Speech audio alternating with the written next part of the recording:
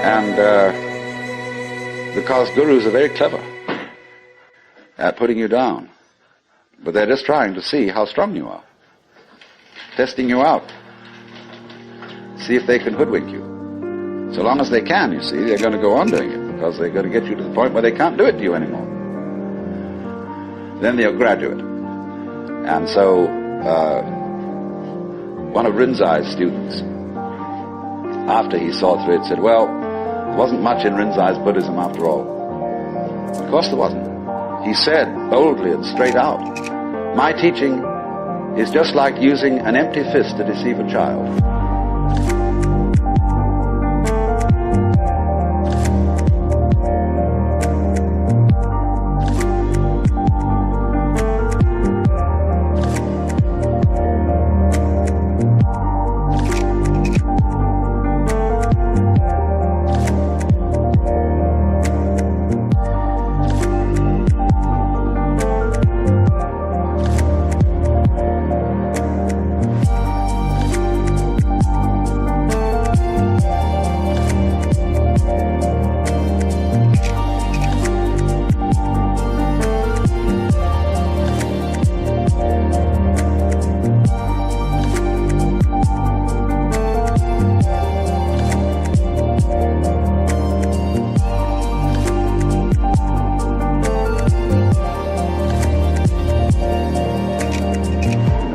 Games with the child and pretend you've got something here.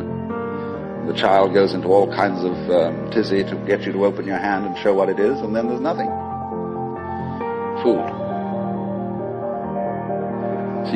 So you can be fooled, as long as you can be fooled. When you can't be fooled, you don't ask the question anymore, because it's all become clear. It's all become clear that there is no puzzle about this universe.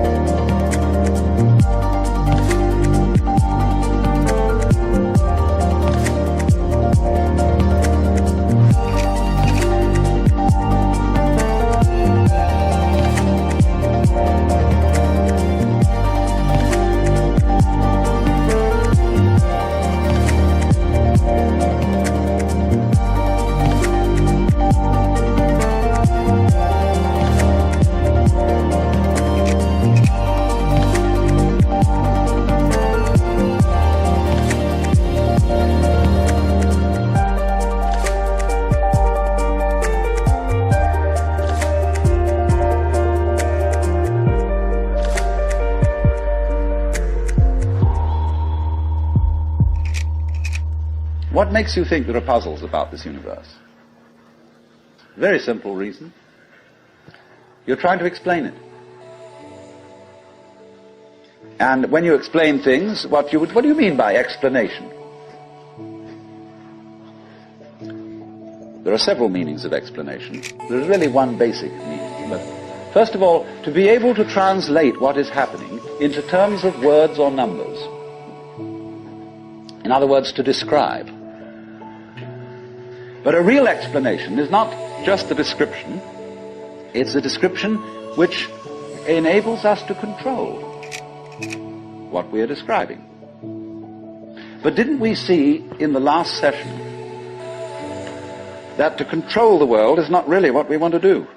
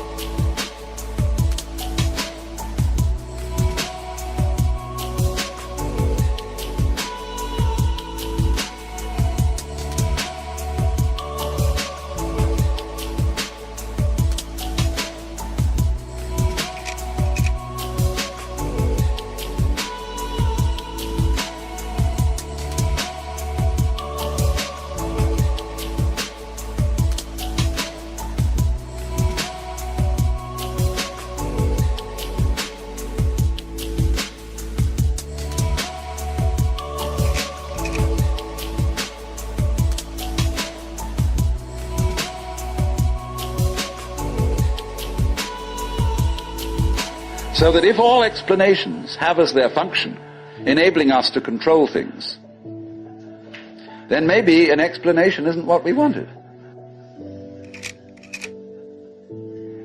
And furthermore, you can very simply see that what makes things complicated is explaining them. When somebody explains to you how a flower works, and he's a great botanist, and analyzes all the innards of a flower, and shows the channels, the fibers, the processes of reproduction, and so on that go on in it, everybody stands fascinated. See how complicated that is. How clever God must have been to create that flower, to have all that complexity going. It isn't complicated at all. It's only complicated when you start thinking about it. Because the vehicle of words is a very clumsy one. And when you try to talk about the processes of nature, what is complicated is not the processes of nature, but trying to put them into words.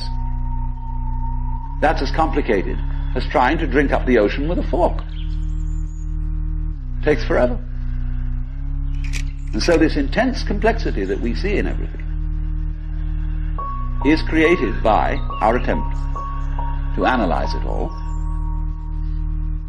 And so what we do is, you see, when we analyze, we use our eyes and ears as scalpels. And we dissect everything.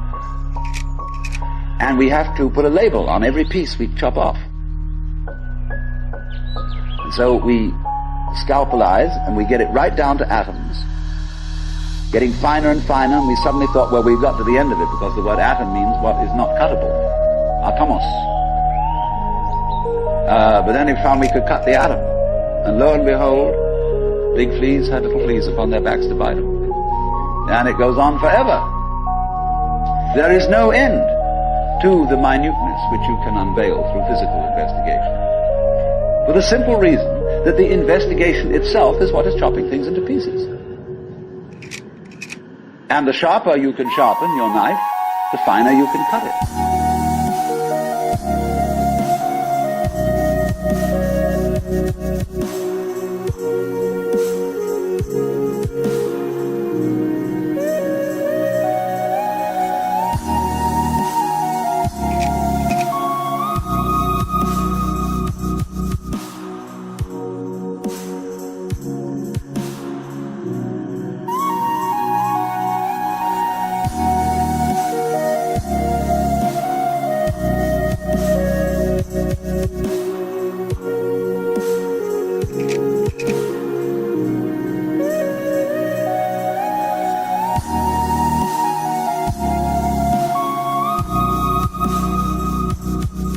And the knife of the intellect is very sharp indeed.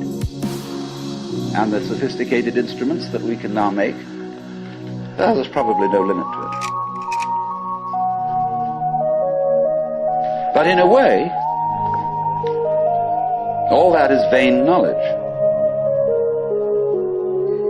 In a way. Because you see, what it does is it gives you the illusion that you've solved your problems. When you have controlled certain things and you have solved certain problems, practical problems, you say, fine, more of that, please. Let's go on solving problems. And then you do.